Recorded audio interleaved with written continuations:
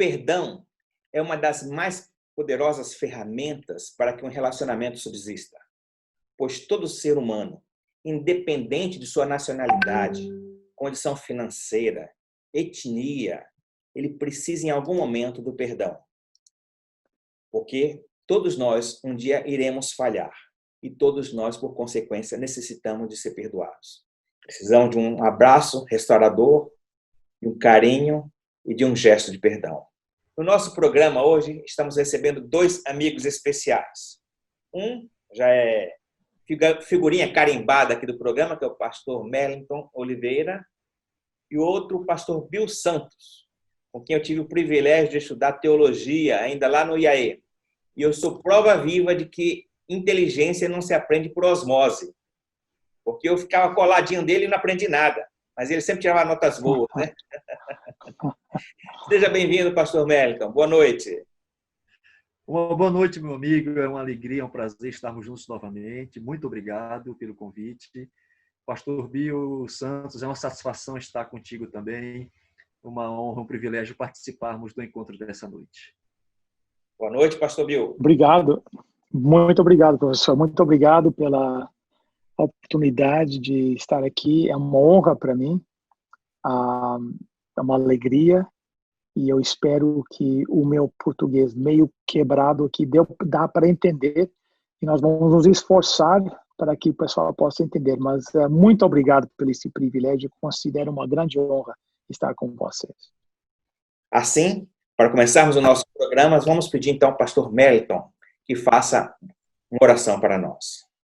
Querido Deus, queremos agradecer a oportunidade que o Senhor está nos dando de nos encontrarmos para dialogarmos sobre um tema e uma prática tão essencial e significativa como é o perdão. Lembrando que essa é uma ação iniciada em Ti, quando nós, lá no Jardim do Éden, transgredimos pela primeira vez. De lá para cá, o Senhor vem executando essa benesse e nos dá o privilégio de usá-la também quando necessário. Que o Senhor nos acompanhe durante o encontro que vamos ter agora e que possamos enriquecer a nossa jornada de vida e a nossa jornada relacional através dessa experiência significativa que é a prática do perdão. Em nome de Jesus, amém. Amém. Amigos, fica-se uma dúvida. Todo mundo fala de perdão, todo mundo fala que devemos perdoar, mas afinal de contas, o que é o perdão? Eu joguei a pergunta para os dois, hein? Hoje não vou ser seletivo, não, hein? Pode começar, pastor. Inicialmente, uma boa noite, bom amigo Péricles, prazer revê-lo. Uma satisfação estarmos juntos também. Pastor Bill, um prazer, uma honra, uma satisfação estar contigo também, participando desse momento. Igualmente. É possível encontrar diversas possibilidades para tentar se dizer o que é o perdão.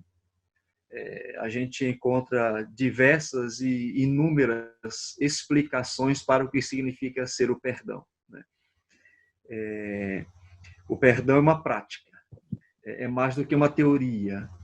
Na verdade, o vocábulo, o termo, a gente usa como uma referência, um símbolo de algo que deve ser vivido e que deve ser executado, né?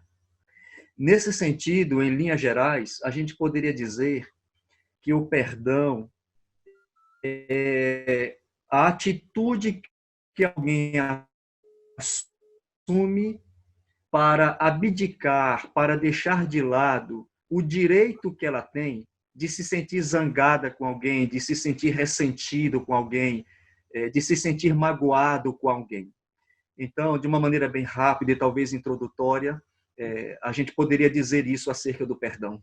Olha, eu gostei muito da resposta do pastor Merlington, quando ele falou que eu preciso explicar que português não é a minha língua materna, né? O inglês é que é a minha língua materna, então conjugar verbos, etc., pode, de repente, não ser um problema aqui para mim, mas é uma demonstração prática, eu acho, do amor ao próximo. Nós somos aconselhados a amar o nosso próximo. Uma das maneiras, para mim, mais práticas, eu gostei muito dessa expressão que o pastor usou, de demonstrar esse amor para com o próximo é perdoar o próximo. Então, quando nós temos aquele exemplo clássico de quando Pedro chega até Jesus e pergunta a Jesus, quantas vezes devo eu perdoar o meu irmão? 7 vezes? E Jesus responde, como nós sabemos, ele diz, não 7 vezes, mas 70 vezes 7. Para mim, na realidade, o que Pedro estava perguntando era que a que ponto posso eu deixar de amar o meu próximo e voltar para casa com a consciência limpa ainda? E esse próximo pode ser a esposa, o esposo, filhos, parentes, um funcionário no banco, né? Porque todos nós, como você falou na introdução, todos nós vamos falhar. Todos nós temos limites, né?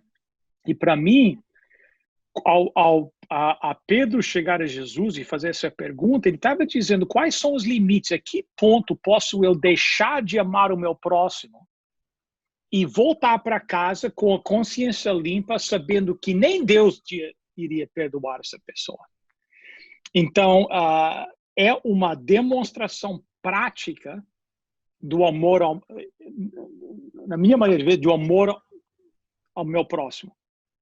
Como é que eu amo o próximo? Eu amo o próximo perdoando o meu próximo. Bem, vocês falaram muito bem e colocaram que está relacionado com o amor, correto? E todos nós, de certo grau, de certa forma, amamos. Mas se nós amamos, por que é difícil, então, perdoar? Uma boa Pergunta para ambos, tá? Uma boa pergunta. Que, de certa forma, como o pastor tinha mencionado, isso porque nós nos sentimos no direito de estar zangados ou frustrados por uma injustiça, às vezes, que é feita para conosco. Então, nós nos sentimos justificados em estar com raiva dessa pessoa. E por muitas vezes, as coisas são feitas para nos machucar. Mas o perdão exige que nós largamos disso. Por quê? Porque cada um de nós já foi perdoado. Então, eu acho que se torna difícil, é que nós nos sentimos justificados em ter essa posição, porque algo errado foi feito para conosco. E eu não tô disposto a soltar, a não cobrar do meu próximo isso. Mas aí volta a questão do amor, né? Se nós amamos o nosso próximo, a instrução de Jesus é que não existe limite para esse amor. Não importa a maneira que o nosso próximo nos trata. Nós nunca podemos deixar de amar e nunca podemos deixar de perdoar. Pastor Mellington, emocionalmente, aí, como é que funcionam essas coisas todas aí? Quando a gente se sente ofendido, quando a gente se sente machucado, quando a gente se sente desprezado, menosprezado, como o pastor Bill comentou, a gente se sente no direito de... Né? Então, não, se aquele indivíduo me machucou, a minha esposa, o meu filho, o meu irmão, o meu pai, então eu me sinto no direito de agora expressar uma reação. E a minha reação é sentir algo em relação a ele, ou raiva, ou mágoa, ou chateação, seja o que for. Então, quando eu me disponho a perdoar, ou quando eu me disponho a pedir perdão, eu preciso me colocar num reconhecimento de simplicidade, de humildade. Porque o pedir perdão é uma atitude de humildade.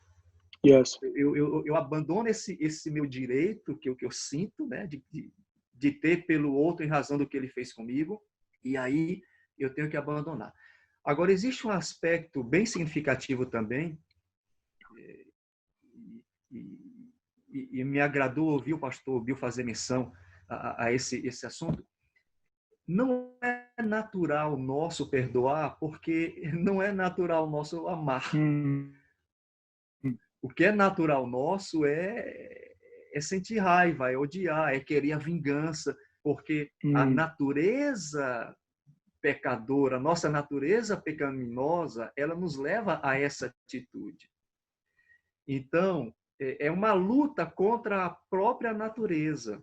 A atitude de pedir perdão é uma luta contra a própria natureza, porque a minha natureza não é voltada para o amor, mas a essência da relação estruturada é o amor. Então, por isso que perdoar é uma atitude e é um exercício voluntário, ele não é espontâneo. Porque a minha natureza, ela quer que eu haja, que eu faça de outra maneira. Entendi. Agora me deixa pensar mais um pouquinho sobre o tema, tá certo? Quando eu ofendo alguém e eu vou pedir perdão, é um ato de reconhecer o erro, é um ato de me humilhar perante um fato negativo que eu cometi, correto? Quando alguém vem a mim pedir perdão, também seria um ato de quê? De humildade em dar o perdão, em conceder o perdão? Qual é o mais difícil? Pedir perdão ou dar o perdão? A gente tem dois movimentos aí, né? No movimento do perdão. A gente tem a condição do ofensor e a gente tem a condição do ofendido. Em muitas circunstâncias da vida, eu sou o ofendido, e em muitas circunstâncias da vida, eu sou o ofensor. O ofendido, ele precisa também manifestar uma atitude de humildade e de amor, né? Reiterando esse posicionamento que o pastor... Perdemos o áudio do pastor Mellington. Congelou lá, né? Então, enquanto isso, pastor Bill, você pode... Interessante, porque é uma pergunta muito interessante. Agora, eu fiquei pensando que os exemplos, por exemplo, bíblicos como pastor que eu me lembro são demonstrações. Desculpa, pastor, que parou o seu som aí. Perfeito. Mas os exemplos bíblicos, pelo menos dois que eu me lembro, falam da incapacidade do ser humano de transmitir o perdão para os outros. Então, tanto na oração do Pai Nosso, né? Perdoa as nossas dívidas assim como nós perdoamos aos nossos devedores, né? E na parábola, não sei como é que é em português, mas do servo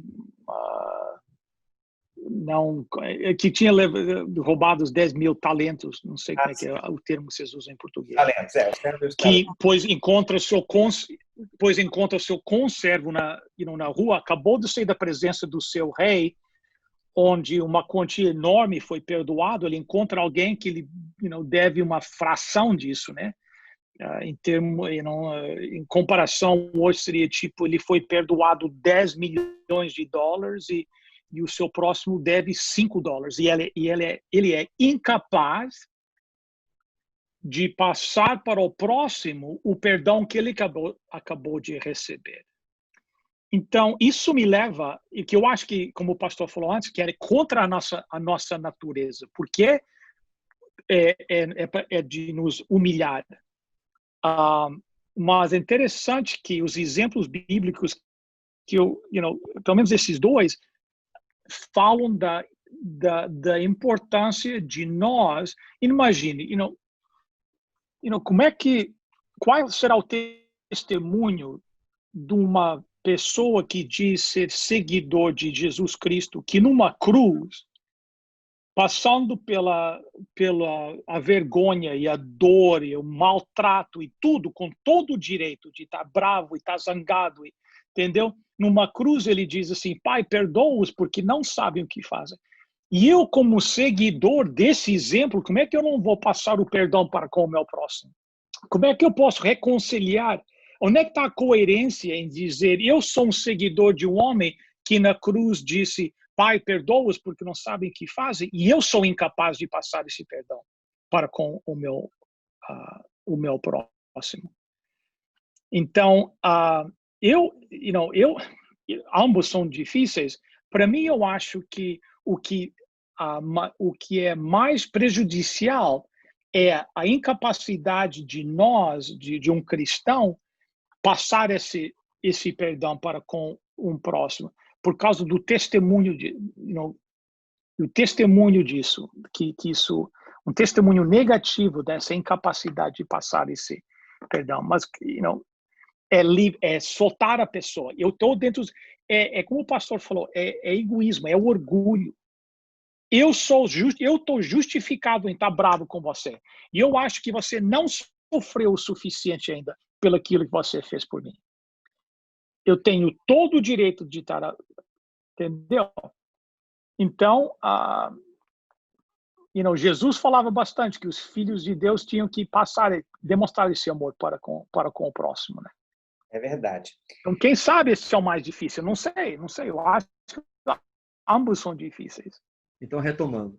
A dinâmica do perdão, ela envolve duas circunstâncias. A gente tem o elemento que é o ofensor e a gente tem o elemento que é o ofendido.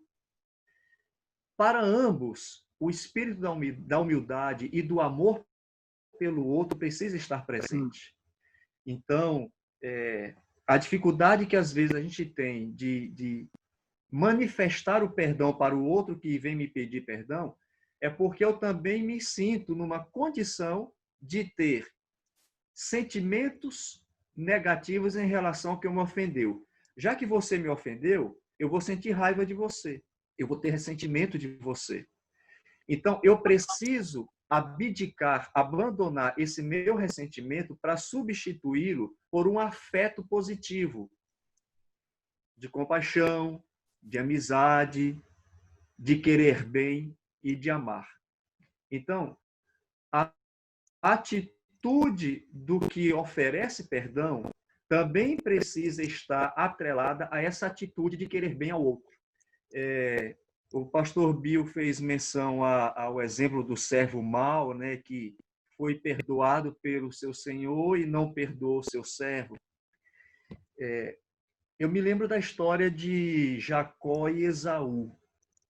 Assim que Jacó enganou seu pai, e a Bíblia diz que Esaú sentiu raiva de Jacó, o espírito de Esaú estava tão exaltado que se Jacó fosse até ele pedir perdão naquele momento, ele encontraria a morte, porque a Bíblia diz que a face de Esaú manifestava o ódio e o desejo de matar o seu irmão.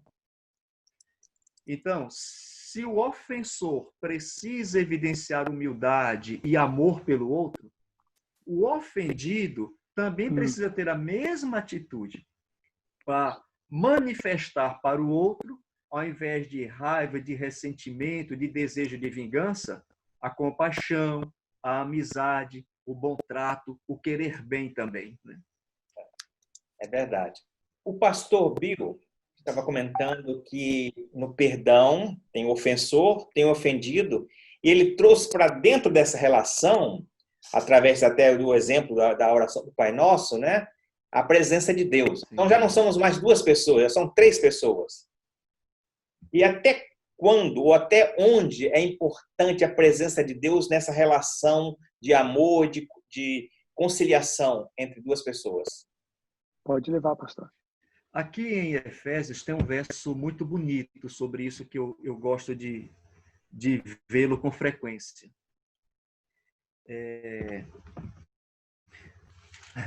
A Bíblia nos ensina como devemos viver em família. A gente vai lá em Romanos 12, por exemplo, a Bíblia diz assim: amai-vos cordialmente uns aos outros. Isso serve para a relação com todo e qualquer próximo, mas muito mais para a nossa família, para o nosso ambiente mais íntimo, que é a família. Aqui em Romanos 12, a Bíblia diz assim: alegrai-vos com os que se alegram.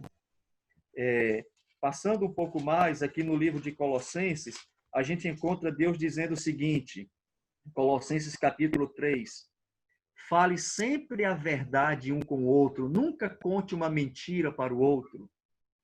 E a Bíblia, então, nos dá uma quantidade de sugestões de como devemos nos relacionar. Mas e se algum de nós falhar nisso daí? Se o marido falhar nesse afeto com a esposa, se os filhos falharem em dizer a verdade para os pais, o que fazer? Então, lá em Efésios, no capítulo 4, no verso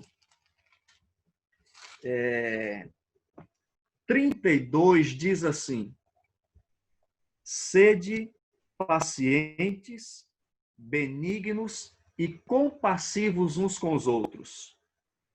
Perdoai-vos uns aos outros, como também Deus em Cristo vos perdoou. Então, a essência e o significado da presença de Deus na experiência do perdão é porque Deus é o motor que faz o perdão acontecer. Porque quando o apóstolo Paulo aconselha o pessoal de Efésios a perdoar, ele diz assim, olha, perdoai-vos. Mas essa prática é uma prática de Deus colocada na vida de vocês. Yes. Então, esse é um elemento, a presença de Deus é uma presença chave, porque é Deus quem faz o perdão acontecer.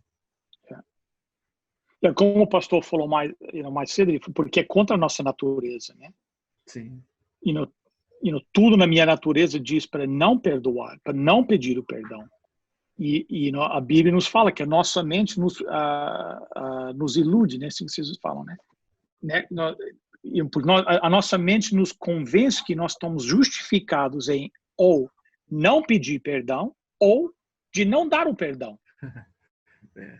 Entendeu? Nossa mente nos convence disso. Nós temos todos os argumentos. Não vou perdoar. E nós somos justificados nessa posição. Apenas Deus pode quebrar isso. E você vê, por exemplo, no exemplo de Pedro que eu usei antes, que Pedro chega com essa pergunta: quantas vezes devo perdoar o meu irmão? Jesus trabalhou com ele. Lá em Atos diz que os líderes, os fariseus, líderes religiosos em Jerusalém, viram a coragem de Pedro e João quando eles pregavam e perceberam que eram aqueles... Alguém me disse que no original as pessoas assim, eram aqueles idiotas, né? Aqueles analfabetos que estavam ali. Eles ficaram admirados com a coragem deles de pregar. E depois tem uma frase assim, eu acho que é Atos 4, verso 13, eu acho que diz assim: e eles reconheceram que eles tinham estado com Cristo. Que conseguiram ver no comportamento, na linguagem, né, de Pedro, a vida de Jesus Cristo. Então, esse é o papel que Deus tem que operar na nossa vida. Porque ao nós perdoarmos ao nosso próximo, nós realmente estamos demonstrando esse amor de Deus. Estamos refletindo o caráter de Deus, da nossa própria vida. E dentro de casa, pastor Bill, nesse pensamento que o senhor desenvolveu, nessa linha de pensamento, no livro Lar Adventista, página 23, a irmã White declara que os membros da família têm a missão de serem representantes de Jesus. Uau! É uma missão interessante essa declaração dela. Yes. Não é assim uma opção, não é uma escolha, não, é uma missão. Yes. E talvez a missão, a representação mais significativa que a gente faça de Jesus é perdoar.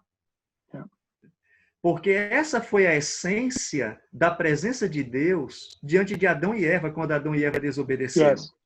Yes. Porque Gênesis diz que quando Deus chegou para se encontrar com Adão e Eva, eles estavam escondidos. E Adão disse, olha, nós estamos com medo. Eles viram em Deus uma ameaça, eles viram em Deus um perigo, porque o medo é uma reação emocional a um perigo, a uma ameaça. Mas não foi isso que aconteceu. Quando Deus dialogou com eles tiveram paz, porque Deus lhes trouxe o perdão.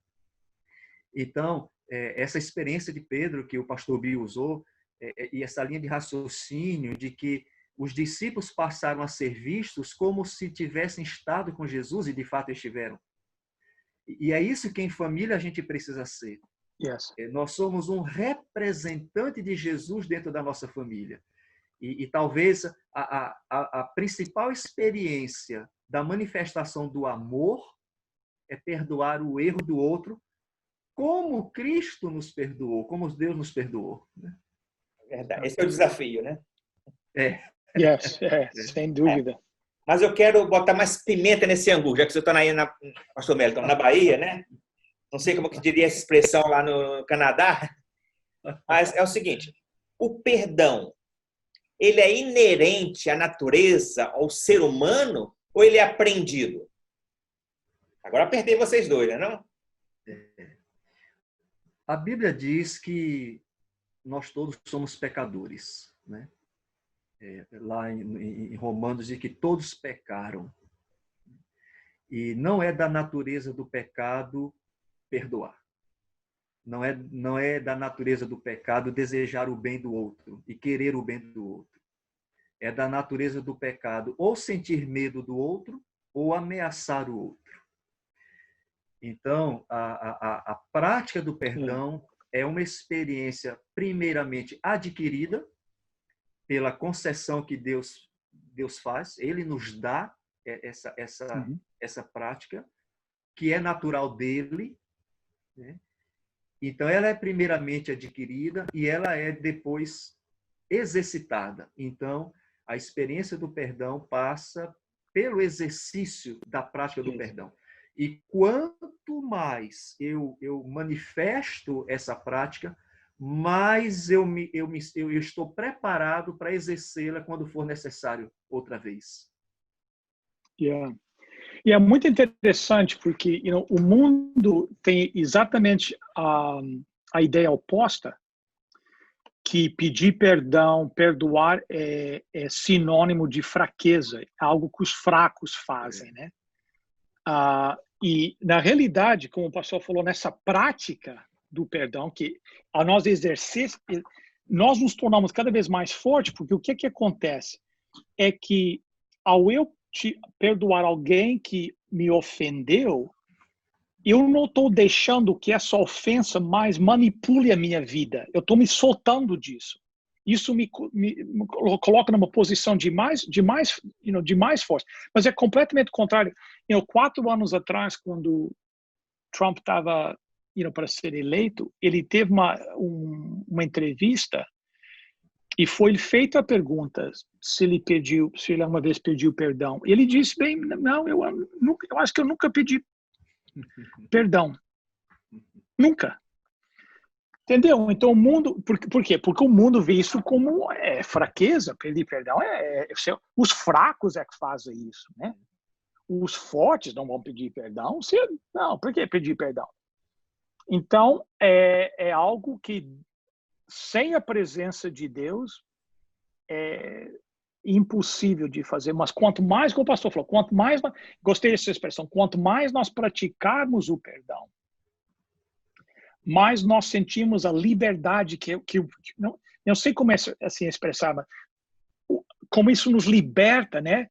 Que essa dor, essa ofensa já não me controla mais, não tem controle sobre a minha vida, você está liberando isso, você está não deixando que outra pessoa continue com controle sobre a tua vida. Então você começa a perceber que o perdão é sinônimo não com fraqueza, mas com força e com paz, que tudo é aquilo que nós todos desejamos, né? Porque a experiência do perdão, tanto no sentido de perdoar como no sentido de ser perdoado, é a experiência do desligamento dos erros. Yes. Eu decido me desligar daquilo que fica maltratando a minha saúde mental, que é o meu sentimento de culpa, é a sensação de mágoa, é a ideia do desprezo. Então, o perdão, ele me alivia dessa carga e me fortalece para uma experiência de vida melhor. Né? Então, de certa forma, seria um aprendizado.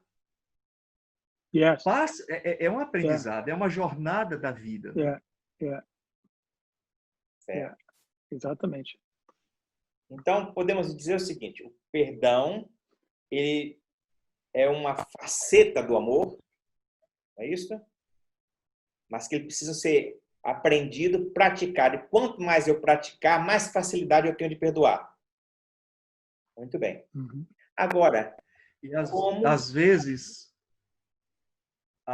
os adultos têm essas dificuldades porque ele é ensinado e treinado o contrário, principalmente o homem, né?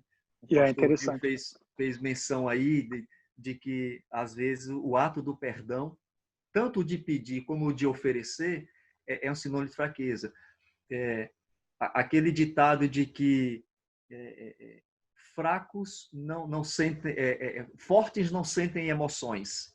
Então, fortes não se sujeitam a essas condições. É o contrário.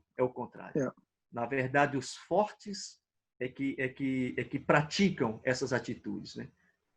Porque eles são fortes contra o orgulho, eles são fortes contra a vaidade, eles são fortes contra a baixa autoestima, porque às vezes a pessoa, na sua impotência pessoal, ela usa desse artifício para se mostrar como forte, quando na verdade é muito frágil a sua condição interna, interior, sua condição psíquica e emocional, né?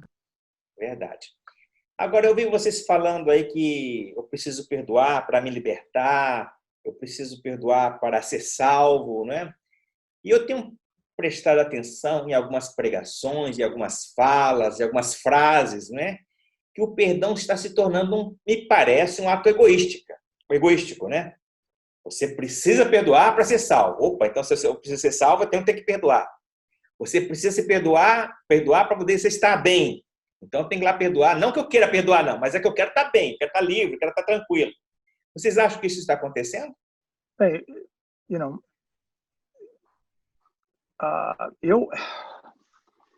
Eu acho que as evidências que nós encontramos tanto nos lares como nas nossas igrejas é que o elemento de perdão e o amor e a compaixão e a misericórdia estão em falta, né?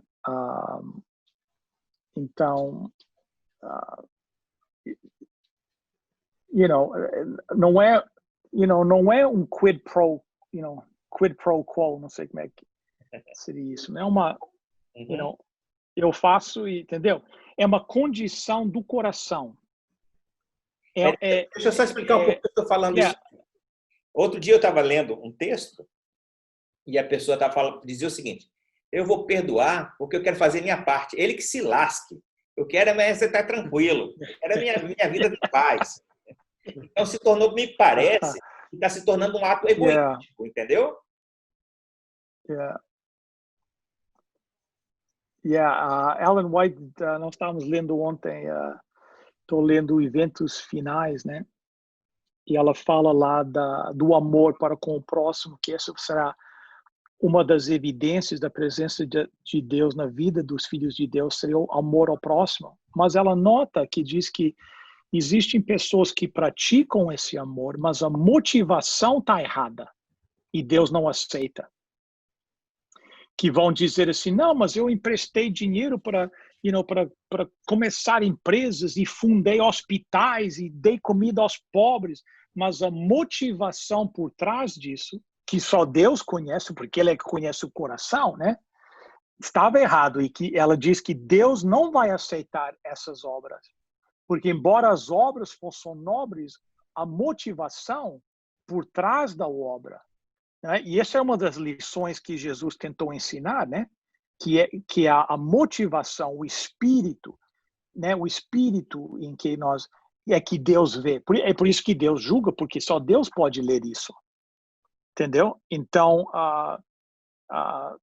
qual é a nossa motivação? Então, é por isso que eu falei que para mim se torna uma condição do coração. E eu acho que foi por isso que Jesus ficou tão frustrado quando Pedro pediu um limite. Jesus disse, não, 70 vezes 7.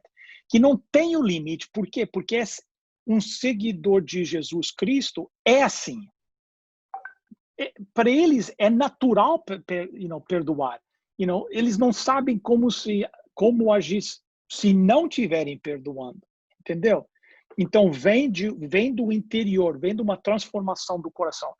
Agora, não sei em termos psicológicos, bom que nós temos um expert aqui, como é que é, mas isso, pelo menos da minha perspectiva, é assim que eu acho, né? Mas é isso mesmo, o caminho é esse. O perdão, ele tem uma finalidade. A finalidade do perdão é a reconciliação. Então, se eu tomo uma atitude como essa, que o professor Péricles encontrou na leitura que fez, de alguém que diz assim, não, eu perdoo, mas o indivíduo lá que sofre as consequências do que ele fez. Não houve reconciliação. Então, perde o objetivo do perdão. Essa atitude se torna uma atitude de barganha, se o assunto é a salvação. Não, eu quero mostrar para Deus que eu tenho esse tipo de posicionamento, de atitude. Mas, às vezes, é só uma condição externa que não revela o que, de fato, está no coração. E o pastor Bill tem comentado, o perdão tem que ser uma ação que vem do amor, do coração, de algo que está acontecendo lá dentro. Então, professor Péricles, uma atitude como essa, ela não evidencia a postura de um ato perdoador, mas evidencia uma postura egoísta. E se torna, talvez, até mais fútil, mais inútil do que o próprio erro que havia sido cometido. Porque o perdão é uma expressão de Deus. Voltando à ilustração de Esaú e Jacó, quando Jacó se encontrou com Esaú, e ao invés de 20 anos depois ele encontrar um irmão com raiva, zangado, querendo matá-lo, ele encontrou um irmão que lhe abraçou, que lhe beijou, que durante os 20 anos passou por um processo de transformação. E o ódio que tinha no coração foi substituído pelo amor. A raiva que tinha no coração foi substituído pelo querer bem ao irmão. Quando Jacó, pensando que ia encontrar um irmão que ia lhe matar, encontrou um irmão que lhe abraçou, porque havia lhe perdoado, Jacó disse assim, ver o teu rosto foi como ver a face de Deus. Uau! Então, a face de Deus é a face do perdão. Foi isso que Adão e Eva encontraram quando Deus veio a eles depois do pecado. A face de Deus era o que o pecador encontrava quando ia ao santuário pedir perdão pelo que havia cometido. Então, a face de Deus é sempre a face de querer a reconciliação. Então, se alguém me ofende e eu digo assim, eu aqui vou perdoar, mas ele que sofra suas consequências lá, perdeu o significado do perdão. Não há a essência do perdão aí.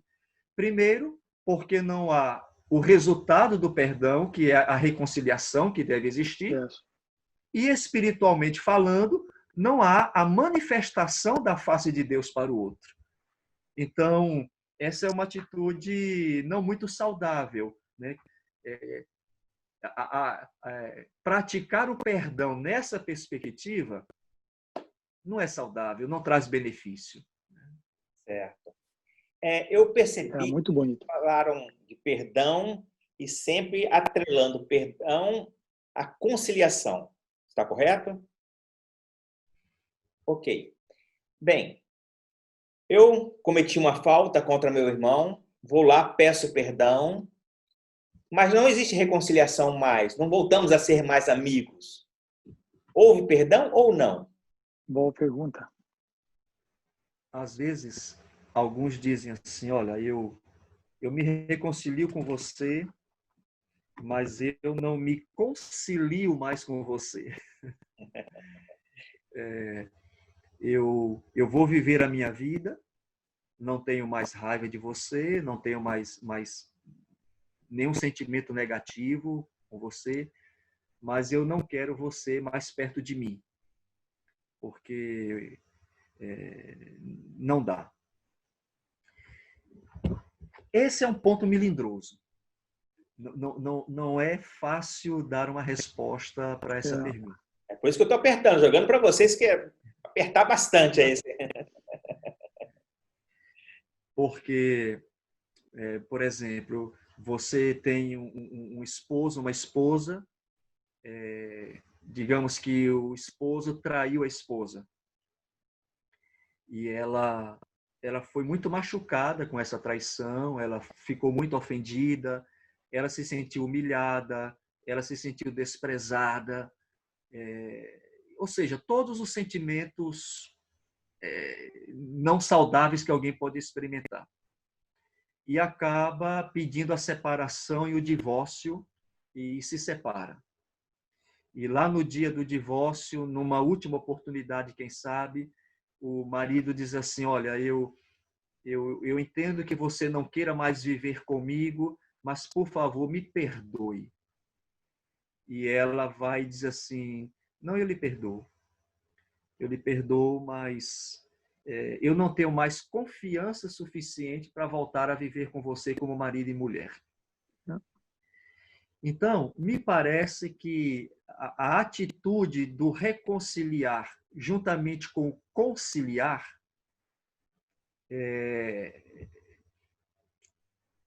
tem muito a ver com a história que aconteceu.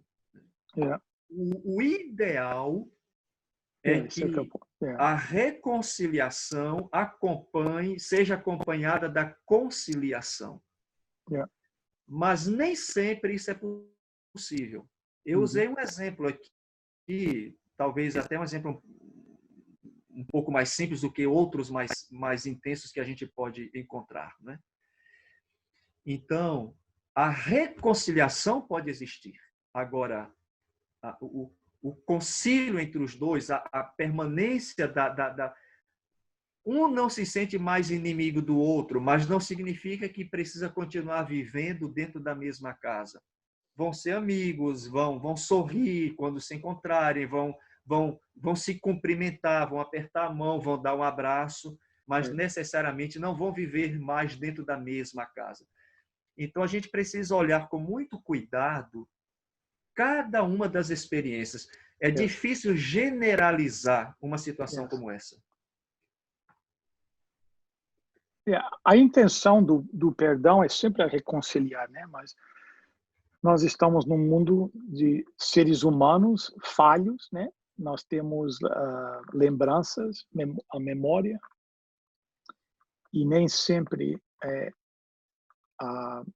a intenção, o ideal é atingido. Embora, por exemplo, o aconselhamento pastoral com casais que passaram por por exemplo, adultério, o nosso esforço, as nossas orações é sempre que o casal, que a família permaneça junta, né? Mas como o doutor falou, nem sempre nesses casos. Então, eu acho que é verdade, generalizar é difícil. Às vezes, pelo bem-estar dos dois, seria mais aconselhável separar.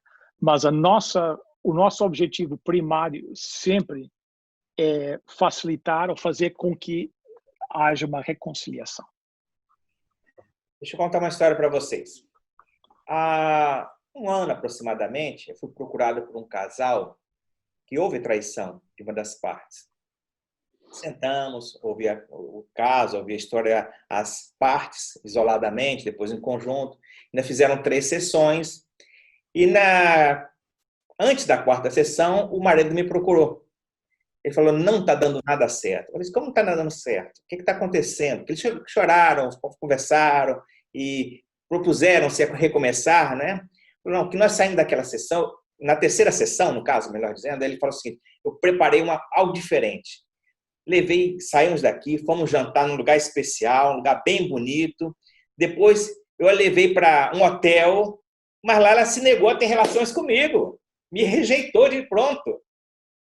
Então, me parece que o perdão acontece, mas também a reconciliação não é imediata. é, outro problema da nossa sociedade. Nós queremos tudo rápido, né? Entendeu? Nós aqui na América do Norte, nós queremos fast food. Você quer ir no McDonald's e quer comer na hora. Você quer, entendeu? Você quer pôr a moeda dentro da máquina e ter a resposta logo, né? É um processo, né? É um processo que, quando a confiança, ou a trust, assim, eu acho que é a confiança, né?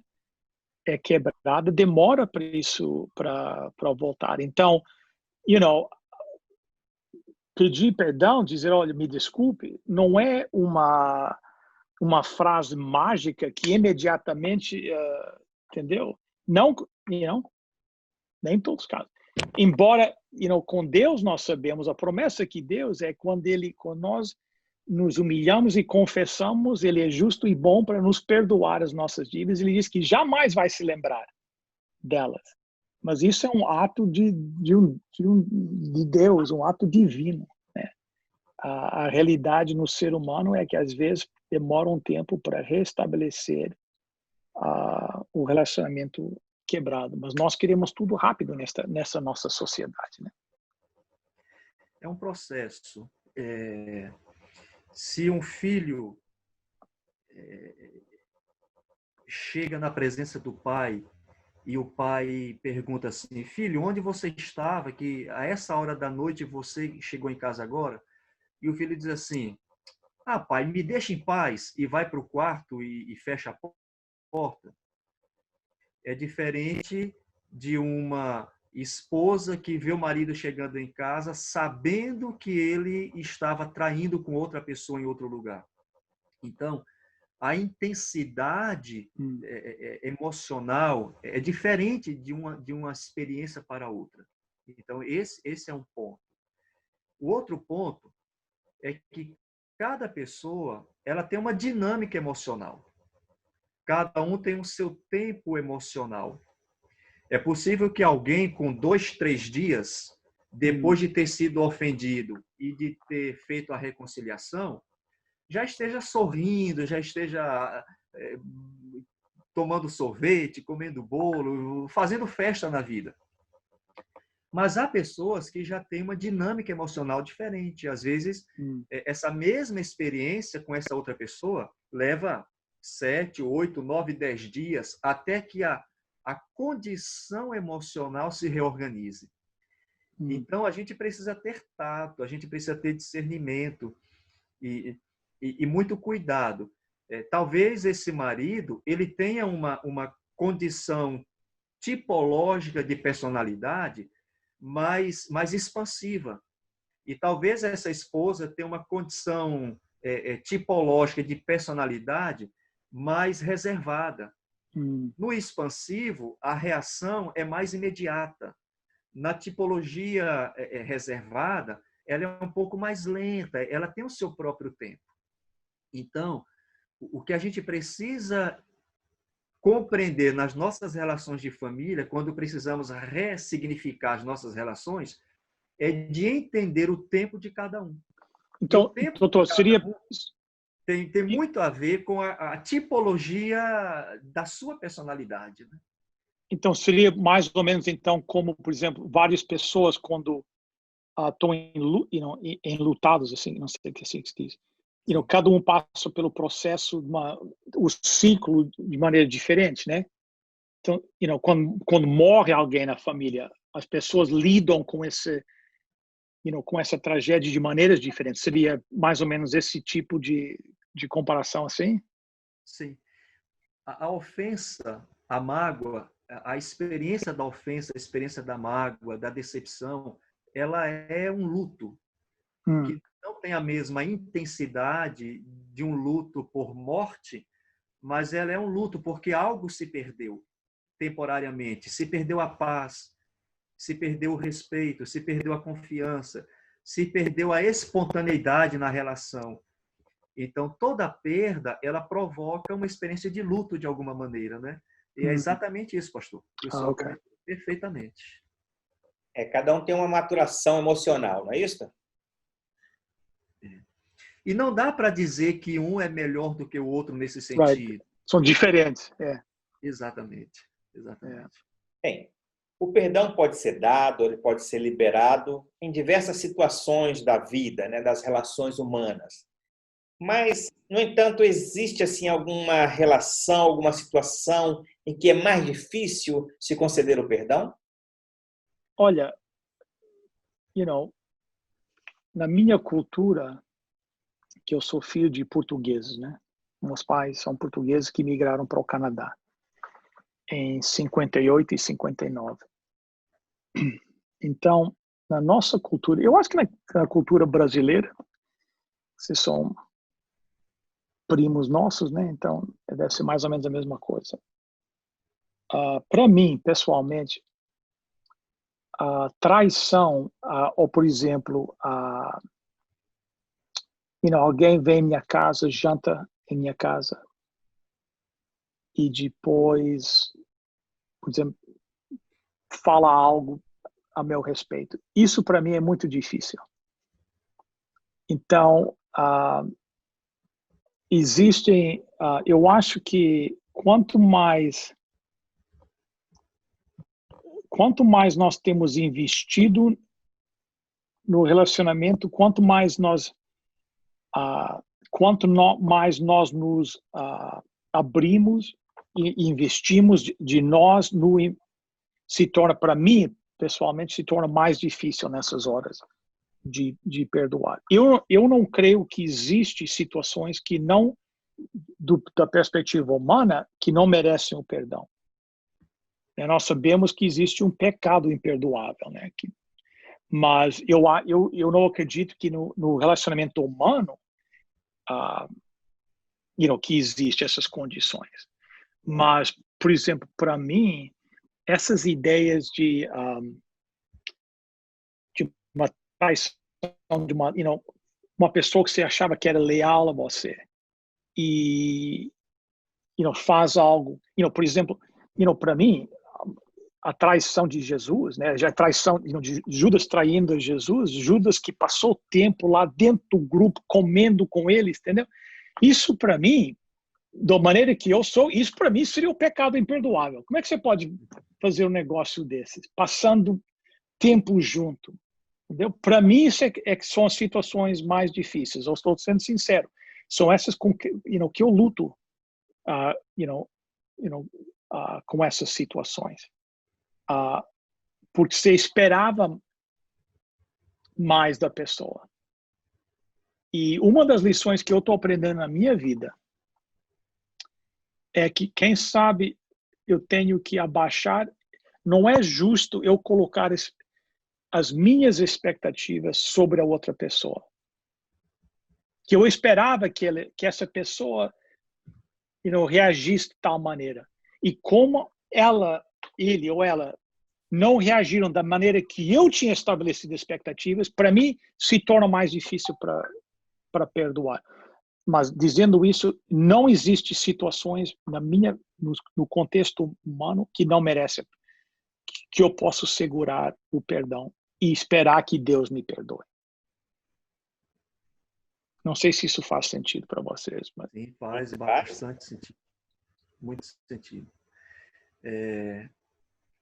A intensidade da relação, a intensidade da confiança depositada numa relação, de alguma maneira, será proporcional à decepção experimentada quando a traição acontece, quando a ofensa acontece, né? Quando o mal feito acontece.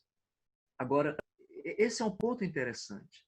Muitas vezes nós nos decepcionamos demais porque a gente deposita demais uma expectativa sobre o outro. Esse ponto que o pastor Bill mencionou, assim, é essencial. Às vezes a intensidade das nossas decepções se dá porque a gente deposita uma quantidade excessiva de expectativa sobre o outro. E a gente acha que nunca vamos ser decepcionados. Yes. E a vida é cheia de decepções. Esse é um outro aspecto que a gente precisa ser treinado. E desde cedo, hoje a gente percebe às vezes, em alguma família, com toda a boa vontade que o pai e a mãe têm de proteger o filho, não há nada errado em querer proteger o filho, mas o excesso da proteção tira a oportunidade dessa criança crescer, amadurecimento, uma experiência, amadurecendo a experiência da frustração. Então, esse é um ponto bem significativo. Muito bom. Bem, então, pelo que eu estou percebendo, parece-me que quanto mais íntimo eu for da pessoa, haverá mais dificuldades de minha parte em perdoar, por causa das expectativas, dos sonhos que eu idealizei com aquela pessoa. Sonho de fidelidade, sonho de um casamento, sonho de lealdade de amigo. É isso mesmo, né? Eu não sei se seria uma maior dificuldade em perdoar, mas o efeito da decepção é mais intenso. E o ato do perdão, ele pode acontecer, até com uma certa facilidade, vai depender vai depender da tipologia de personalidade dessa pessoa. Se ela é expansiva, por mais grave que seja a ofensa, ela pode manifestar o seu perdão naquele momento. Agora, o tempo da recuperação dessa relação, exatamente, pode ser um pouco mais, um pouco menos. Mas o ato do perdão, necessariamente, ele não é bloqueado por essa intensidade da relação. A não ser que seja uma experiência tão grave que a pessoa realmente apresenta o perdão, mas não tem mais o ânimo de manter a relação. Aí já é um outro ponto, né? Que é aquilo que a gente conversou instantes atrás. O aspecto da reconciliação, ok, eu lhe perdoo, não tenho mais raiva de você, lhe quero bem, mas você continua a sua vida lá, que eu fico com a minha vida aqui. Então... é nesse caminho, né? Bem, agora vem uma outra pergunta aqui. Todo tipo de falta e falha pode ser perdoado por Deus, correto? Deus pode perdoar qualquer tipo de falha ou pecado que eu cometa. Mas acontece a mesma coisa, a mesma situação com o próximo? Todas as falhas que eu possa cometer com alguém, ela tem a obrigação de me perdoar em todas elas? Mesmo que sejam repetidas? Por exemplo, um marido abusador, que espanca a esposa, que agride a mulher constantemente, para isso também ela pode perdoar ou tem dificuldade ou não tem perdão? Talvez seria bom a gente distinguir perdão de submissão. Yes. O perdão necessariamente não precisa caracterizar um estado de submissão. Se eu tenho um esposo, ou um pai, um tio abusador, violento, perdoar não significa estar submisso a um estado de sofrimento. Então, eu posso perdoar por tudo que ele fez ou ela fez, por mais grave que tenha sido, mas isso não significa estar sujeito a uma condição de doença, de sofrimento.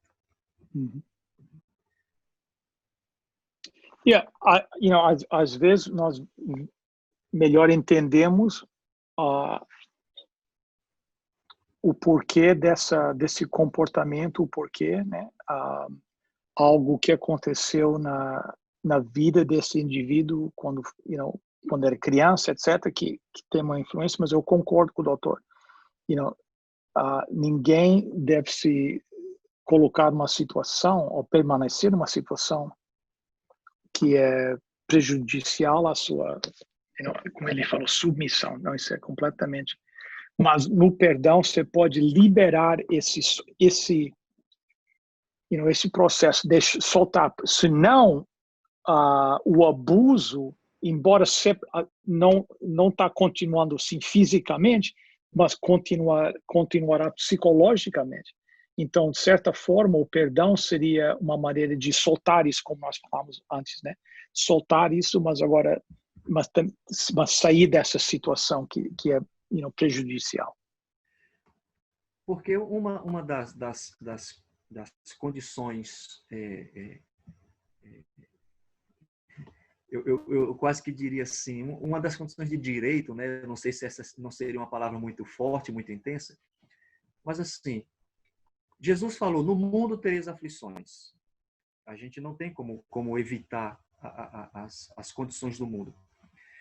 Mas a gente não precisa atrair sobre nós as aflições. Right, yes.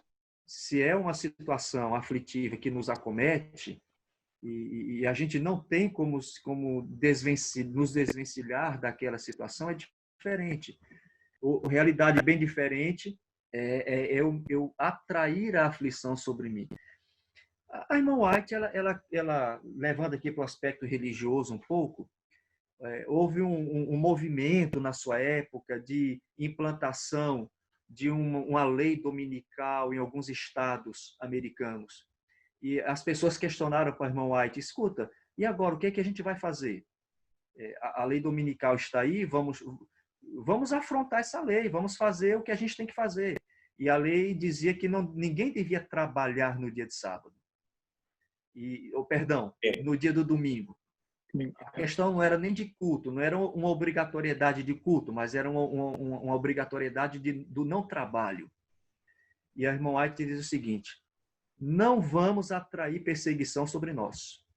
Se não é para trabalhar, não tem problema. Não vamos trabalhar. Vamos visitar um parente, vamos visitar um amigo, vamos fazer um passeio com a família. Nós não precisamos atrair perseguição sobre nós. Então, é o que acontece na experiência relacional, né?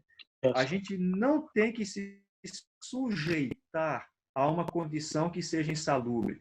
Nós devemos sempre buscar a melhor qualidade de vida possível.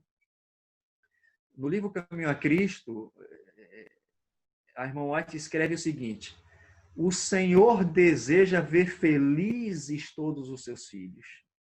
Então, se eu estou diante de submissa a uma condição que me impede de viver essa experiência de felicidade que Deus deseja que eu tenha, então, não é sinal de humildade ficar nessa condição. Porque às vezes a gente pensa isso: não, eu tenho que ser humilde, a Bíblia diz que eu tenho que ser humilde, que os humildes herdarão o reino eterno, os mansos herdarão o reino eterno. Mas humildade não é se sujeitar a uma submissão agressora, agressiva. Então, manifestar o perdão necessariamente não significa continuar sujeito a uma condição de sofrimento. Certo. Faz um outro questionamento aqui. Vamos supor que eu tenho esse objeto que eu tenho muito valor aqui para mim, valor emocional, de repente, recebi da minha bisavó, ou um livro, seja lá o que for, né? Eu tenho apego por aquilo ali. E recebo a visita de um amigo, um conhecido, e o filhinho dele me quebra aquele objeto. Ou rasga o livro, rabisca aquele livro. Eu falo: não tem problema não, isso acontece mesmo, né? Essa é uma situação. Mas vamos supor que eu tenho esse mesmo objeto, esse mesmo livro, e minha esposa ou meu filho, mas vamos falar na esposa aqui, né? Ela pega, deixa cair, quebrou, ou deixou cair alguma coisa no livro, sujou.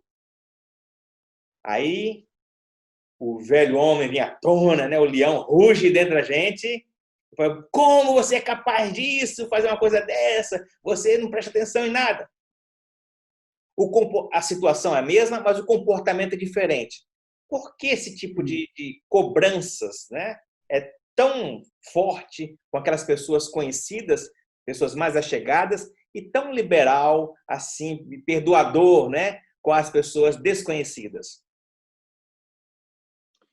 Eu sei que o doutor vai ter uma resposta psicológica, mas a minha, de leigo, seria, eu voltaria ao ponto de, porque a expectativa, por causa do relacionamento mais íntimo, eu coloco uma expectativa mais alta, que você vai ter mais cuidado com aquelas coisas que são importantes para mim.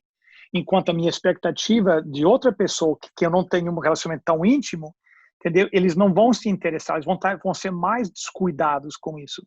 Mas você, que é minha esposa, a minha expectativa é que você ia perceber que isso, isso tem sido um processo para mim. Eu só vou fazer 30 anos de casado agora. Isso tem sido um processo para mim, uma aprendizagem para mim, de não embutir motivos nas coisas, os motivos que eu penso que levavam. E, isso tem sido algo que tem me ajudado bastante, porque eu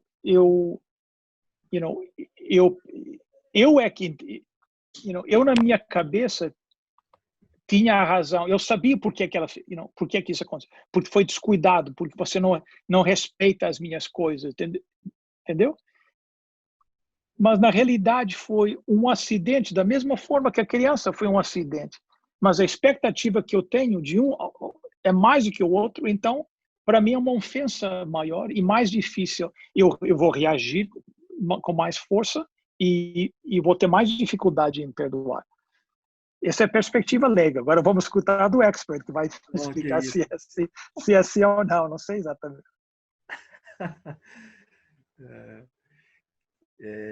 Mas essa é a ideia, né?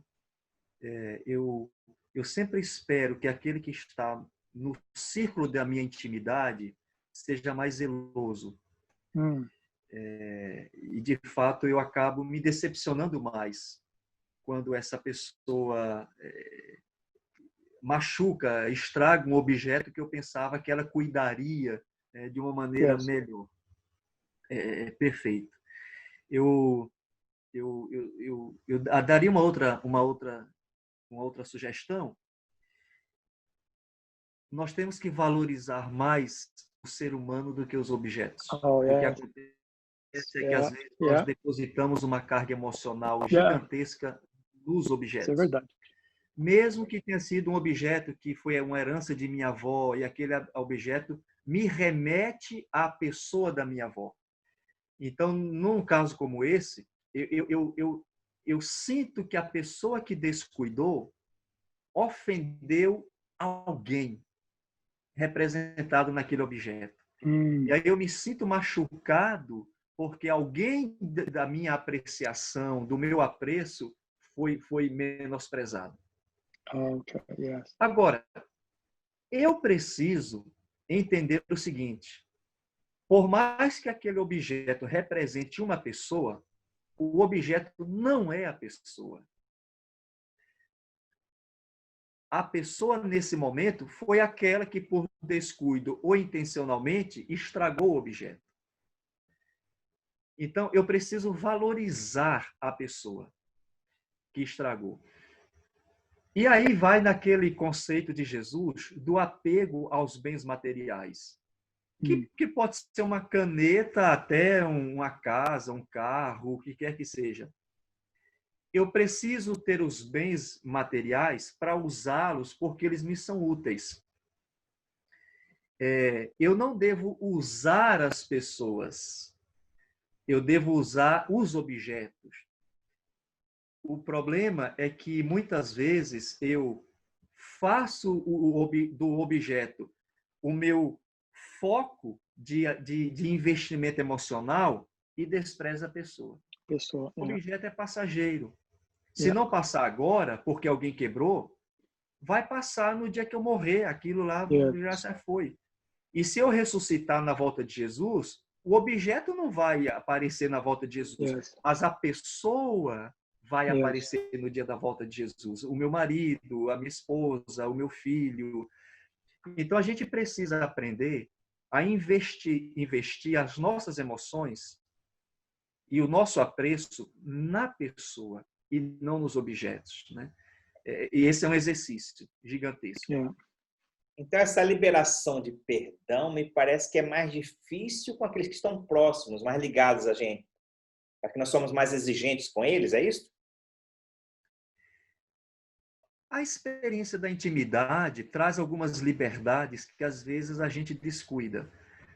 Porque eu tenho muita liberdade com aquela pessoa por conta da intimidade que eu tenho com ela, eu acabo manifestando atitudes que eu não manifesto com outra pessoa porque eu não tenho uma experiência de intimidade com outra pessoa que me dá aquela liberdade para manifestar aquela atitude. Aí, nesse aspecto, a pessoa com quem eu convivo, ela precisa exercitar também a maturidade de entender que é uma reação emocional que eu tenho o direito de manifestar.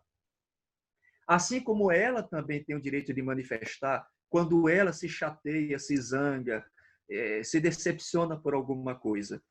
Então, essa experiência de intimidade acaba permitindo que a gente faça essa atitude. O problema não é nem tanto manifestar a atitude. O problema é a maneira como a gente manifesta a atitude, as palavras que a gente usa. Eu gosto de uma declaração da irmã White no livro Lar Adventista, que ela diz assim: mesmo quando nós estamos chateados com o outro, devemos ser educados na manifestação da nossa chateação. Eu tenho o direito de me chatear, mas eu não tenho o direito de ofender. Right. Então, esse é um ponto. Só que essa minha liberdade de me chatear é possível por causa da intimidade que eu tenho com essa pessoa. E eu não me sinto tão à vontade de manifestar a mesma reação diante de um outro que não tenho, com quem não tenho tanta intimidade, né? Mas o melhor mesmo é pensar assim: é um objeto, é uma pessoa. A pessoa tem mais valor do que o objeto, por mais valor que o objeto tenha, né? Certo. Vou fazer uma outra perguntinha. Essa é bem fácil, hein? Pergunta é fácil mesmo. Existe alguma situação, algumas circunstâncias em que eu não devo perdoar? Não devo perdoar? Não devo conceder perdão? Essa é tão fácil que eu acho que eu não vou nem responder essa, porque essa pergunta aí é daquelas apertadas novamente. É por isso que eu trouxe uma equipe boa hoje, que você responde tudo, qualquer problema. Brincadeira, professor, brincadeira. Eu acho que a resposta de Jesus, 70 vezes 7, tirou de nós a oportunidade de escolher quando oferecer o perdão e quando não oferecer o perdão, né? Eu acho que isso é uma decisão que resta apenas a Deus, né? Mas eu acho que dentro do contexto humano, como eu falei antes, eu pelo menos leio nessa resposta de Jesus o fato que nós nunca podemos deixar de amar o nosso próximo, independente da maneira que nós somos tratados, porque é a condição do nosso coração. Né? Certo. Agora, mesmo Judas, pode, por favor. Mesmo Judas, se ele tivesse aproveitado a graça divina, o amor divino, em várias oportunidades. E ele teve a oportunidade de aprender quem era Jesus.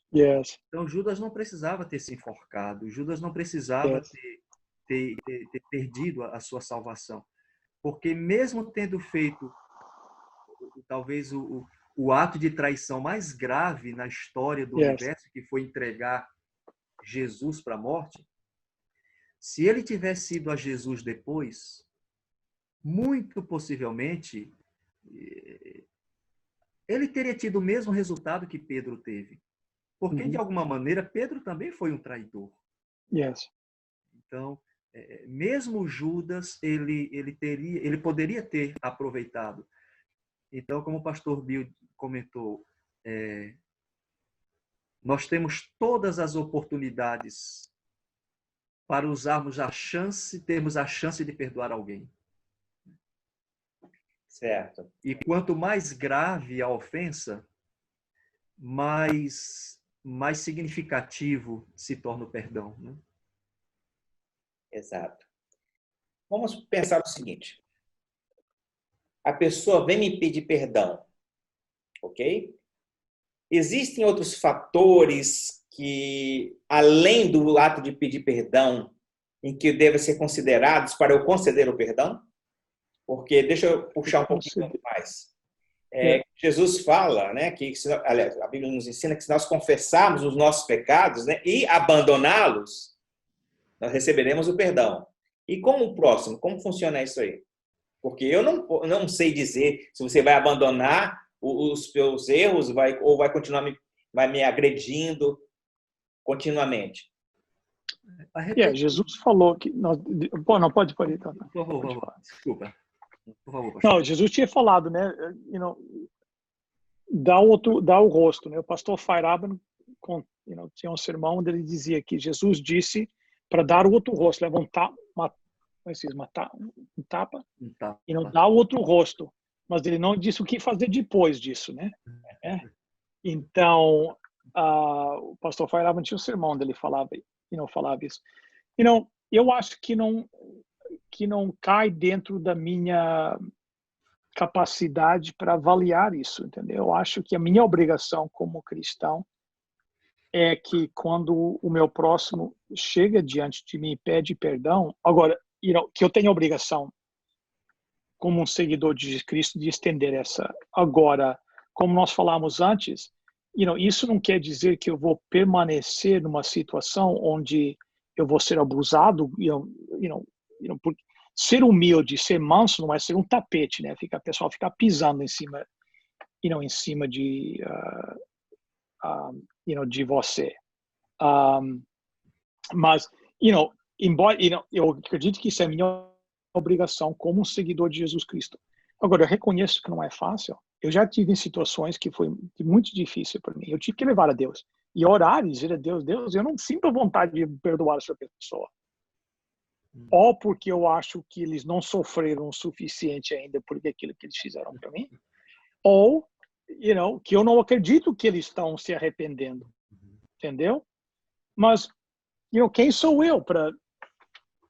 Quem sou eu?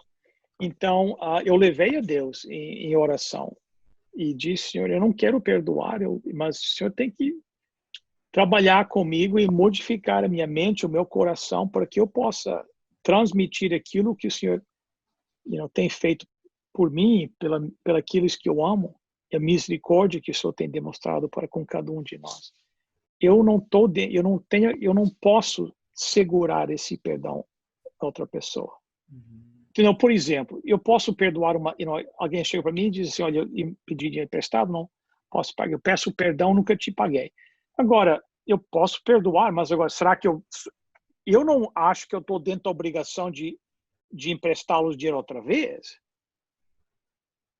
Mas eu posso deixar, porque se eu não deixar essas, como nós já falamos, se eu não deixar essa situação, se eu não soltar essa situação, se eu não, jogar essa situação para fora, isso vai me comendo cá por dentro. Cada vez que eu vejo essa pessoa, vou lembrar, ela me deve dinheiro e não pagou, e olha, e comprou sapato novo, e tá de telemóvel novo, ou de carro novo. Para isso tem dinheiro, mas para me pagar não tem. Isso acaba acabando comigo. Então, o ato do perdão, como nós falamos, faz parte de liberar isso, deixar. Ok. Eu não vou deixar que esse ato me afete de maneira negativa mais. Mas não é sempre fácil e muitas vezes é difícil. Pelo menos para mim. É que nós estamos lidando e nós mesmos somos pecadores. Né?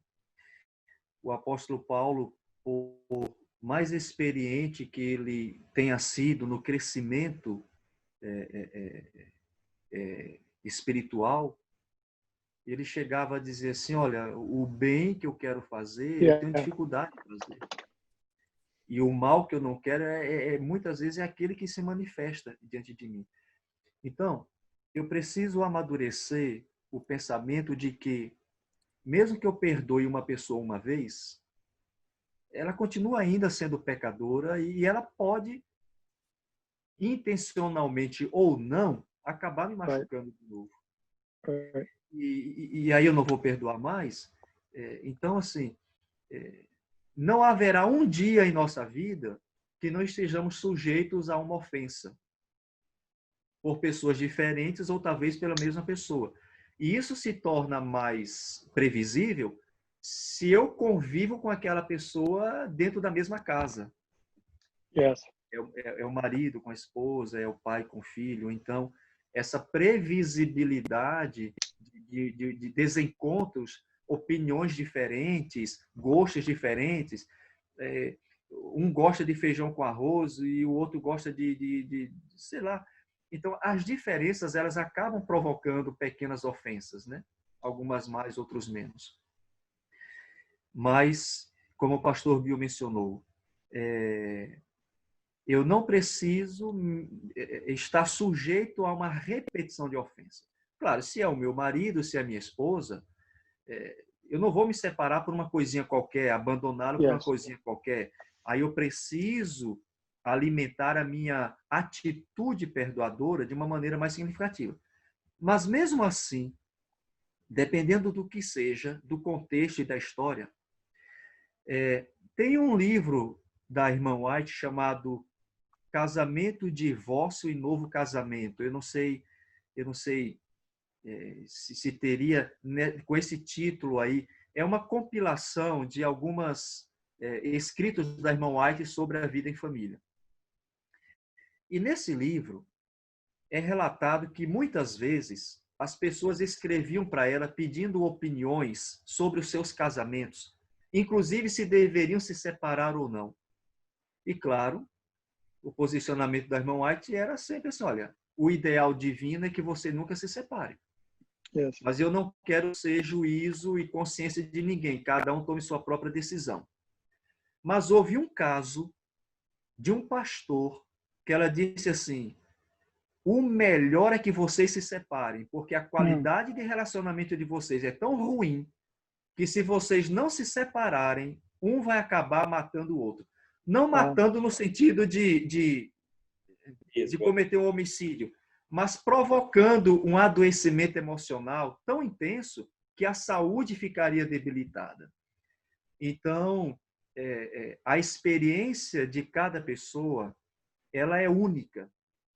Há pessoas que vão conseguir conviver com outros perdoando 500 mil vezes ao longo da vida toda.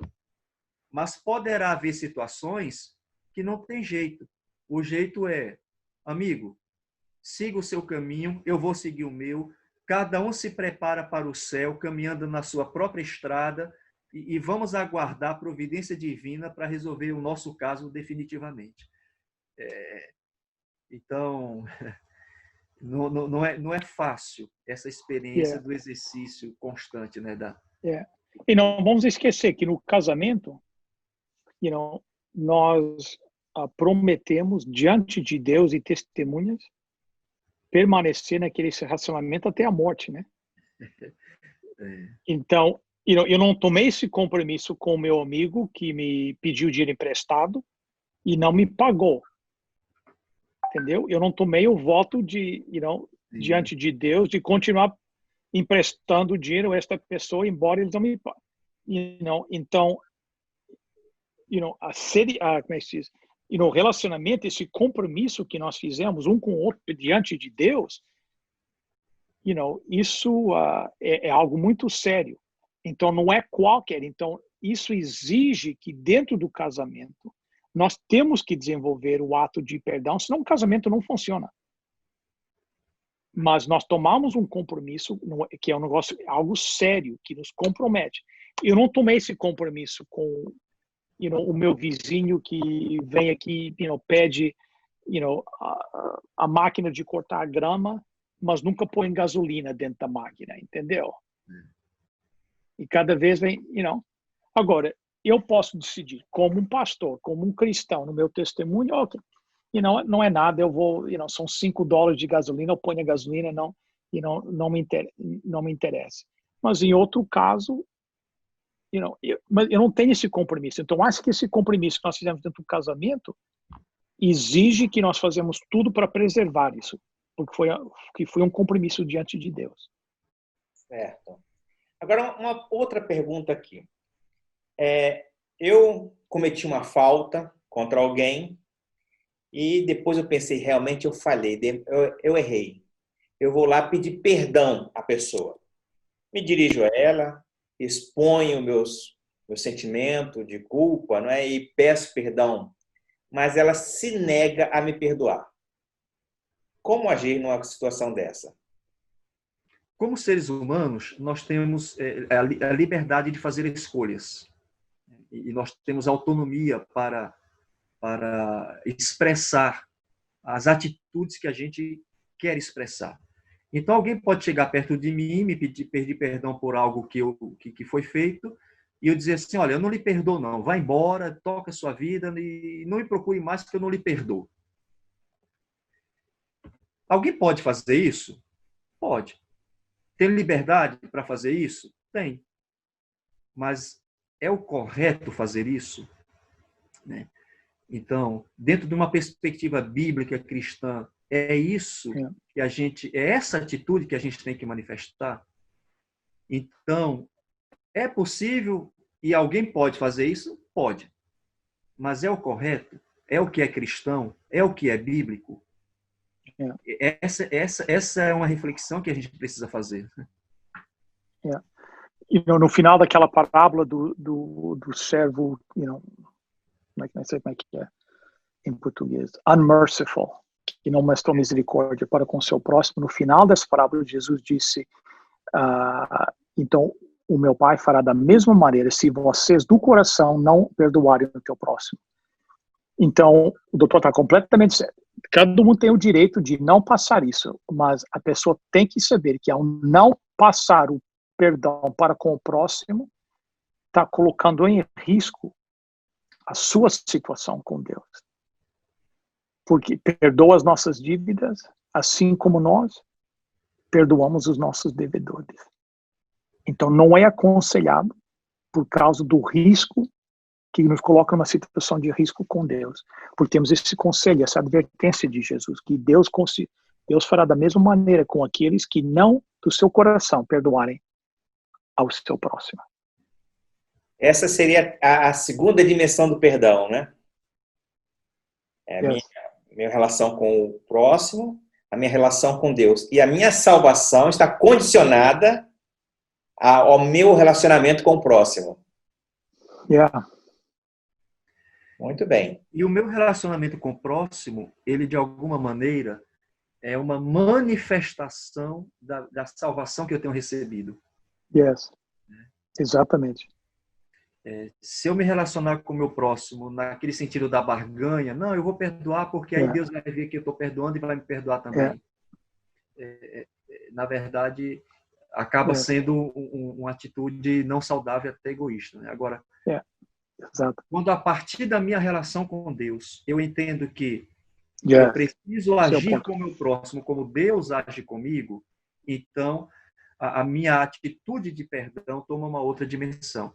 É aquela ideia apresentada no início, né, que a irmã White comenta no Lar Adventista. Eu tenho uma missão de ser um representante de Jesus para minha esposa, para o meu filho, para o meu irmão, para o meu pai. Então, quando alguém me ofende, qual seria a atitude de Jesus com essa pessoa que me ofendeu? Se eu sou um representante de Jesus, o que eu faria ali, então? Nós não passarmos o perdão para o próximo, nós, de certa forma, estamos dizendo que nós não apreciamos aquilo que Deus tem feito por nós. Sim. E a incapacidade de transmitir para o outro, aquele cego foi perdoado 10 mil talentos, ele conseguiu perdoar 5 denários. Por quê? Porque ele, na última análise, você olha, então ele não apreciou, ele não reconheceu a dívida que ele tinha e o que o rei fez para com ele. E como ele não apreciou isso, ele foi incapaz de passar para o seu próximo, porque ele não percebeu isso. Então, é um ato de egoísmo. Né? Que eu merecia ser perdoado, mas você não merece. E isso coloca em risco a nossa situação, a nossa salvação e o nosso relacionamento com Deus. É algo muito arriscado. Exato. Bem, amigos, a conversa está boa, o assunto é amplo, profundo e instigador, né? Mas o relógio não para, né? E nós temos que terminar por aqui. Eu vou pedir, então, ao pastor Pio Santos que faça suas últimas reflexões, logo após o pastor Merlington, irá também fazer a sua reflexão, e, finalmente, o senhor faz a oração final, pastor Pio. Muito obrigado por fazer parte desse. Gostei muito. Existe alguns escritos da irmã White que me impactam muito, onde ela diz que se nas nossas igrejas, eu acho que nós podemos colocar nas entrelinhas nos nossos lares também, né? Houvesse o perdão, o amor, a compaixão, a misericórdia, nós veríamos 100 almas se juntando onde Deus aparece só uma. E o fato que essas 99 outras almas não estão se ajuntando a nós indica que o índice de perdão e misericórdia e amor e compaixão está abaixo. Mas isso é algo que cada um de nós tem que resolver pelo nosso relacionamento com Deus. É um compromisso que nós temos que ter de nós mesmo com Deus e pedir que o Espírito Santo transforme o nosso coração. Então esse é o meu desejo para mim e para todos, que, como o doutor falou, essa frase da irmã White, que nós temos a missão, a obrigação em nossos lares, em nossa vida diária, refletir a Jesus Cristo, para que os outros, ao eles lidarem conosco, possam olhar e dizer assim: aqueles ali estiveram com Jesus Cristo. E oxalá que isso possa ser o exemplo que eu dou e que todos nós podemos dar na nossa vida, dentro dos nossos lares, com as esposas, os nossos filhos. Atos dos Apóstolos, estava lendo ontem, capítulo 50, da morte de Paulo. Irmã White diz lá que o que dava poder à pregação de Paulo é que as palavras que ele pregava, havia uma coerência entre aquilo que ele dizia e aquilo que ele vivia. Né? Então, às vezes, eu acho que nós esquecemos disso. É verdade. Muitas vezes nós somos muito bons na pregação da fala, mas o maior exemplo que nós podemos dar é uma vida refletindo a vida de Jesus. Então, oxalá que cada um de nós possa ser um bom testemunho de Jesus Cristo. Amém.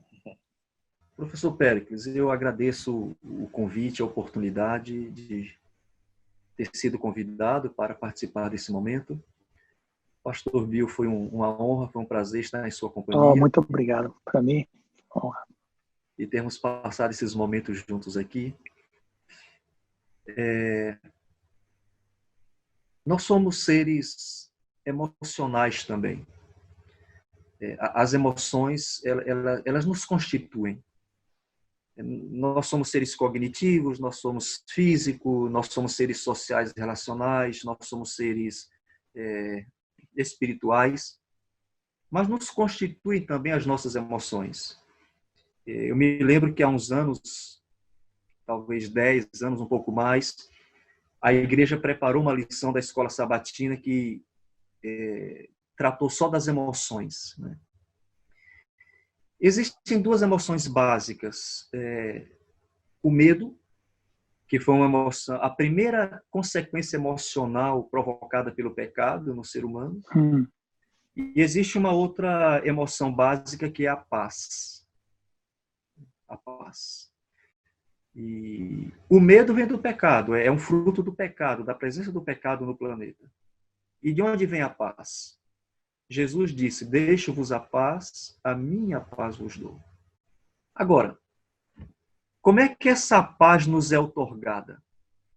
Romanos capítulo 5, verso 1 diz: justificados, pois, mediante a fé em Cristo Jesus, tenhamos paz com Deus. Então, a paz é o fruto da ação perdoadora de Deus em nossa vida. A consequência emocional do pecado no mundo e na nossa existência é o medo. A consequência emocional do perdão divino é a paz. Será que a gente não poderia aprender no ato de Deus nos perdoar? Que tipo de emoção nós poderíamos fortalecer em nossas relações familiares? Poderemos fortalecer uma condição emocional de medo, o medo da violência, o medo da agressão, o medo da ofensa, o medo do desamparo, o medo da traição, ou seja, medo. Ou a gente pode desenvolver em nossas relações a experiência, a estrutura emocional da paz. E o que é que promove essa condição emocional? É o perdão. Deus nos perdoou, ao invés de medo, a gente passa a ter paz, mesmo diante das aflições.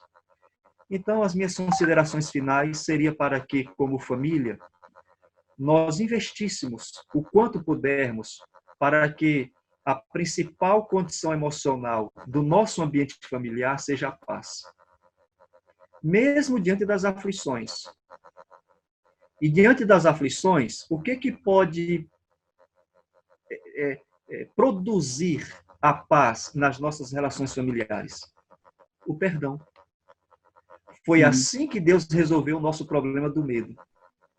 E trocando a condição emocional do medo pela condição emocional de paz, nos perdoando. Então, que Deus nos abençoe para que a gente exercite, né? Já que a gente viu que o perdão é um aprendizado que é fortalecido à medida que é exercitado, né? Que Deus nos ajude a exercitarmos, sempre que necessário, o ato do perdão. Tanto o ato de pedir o perdão, como o ato de perdoar quando alguém nos pede o perdão. E que o perdão promova essa paz em nossa família, dentro de nossa casa. Amém. Amém. Vamos orar. Nosso Deus, nosso querido Pai, nós te agradecemos a misericórdia, o amor, a paz, o perdão, o amor, a proteção que o Senhor nos dá.